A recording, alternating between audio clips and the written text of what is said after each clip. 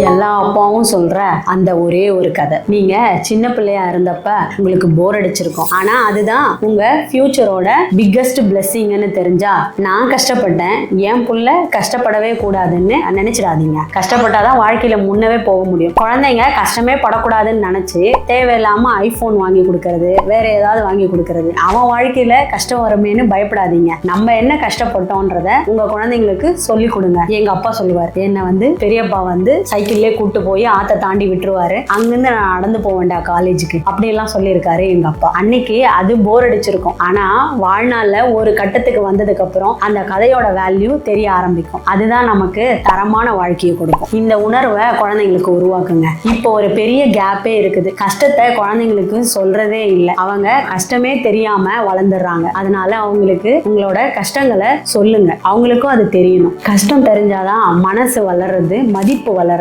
வாழ்க்கையே புரியும். தயவு செஞ்சு நீங்க பட்ட கஷ்டங்களை குழந்தைங்களுக்கு சொல்லி கொடுங்க. அதுவே அவங்களுக்கு கிடைக்கிற பெரிய கிஃப்ட். உங்க குட்டீஸின் ஆரோக்கியமான எதிர்காலத்துக்காக தினமும் free tips and tricks message பெற விரும்புறீங்களா? ஸ்கிரீன்ல தெரிகிற நம்பருக்கு ஹாய்னு வாட்ஸ்அப் பண்ணுங்க, அல்லது கீழே டிஸ்கிரிப்ஷன்ல ஃபர்ஸ்ட் கமெண்ட்ல இல்ல பயோல இருக்கிற லிங்கை கிளிக் பண்ணி எங்க சூப்பர் மாம் கம்யூனிட்டியில சேர்ந்துக்கோங்க.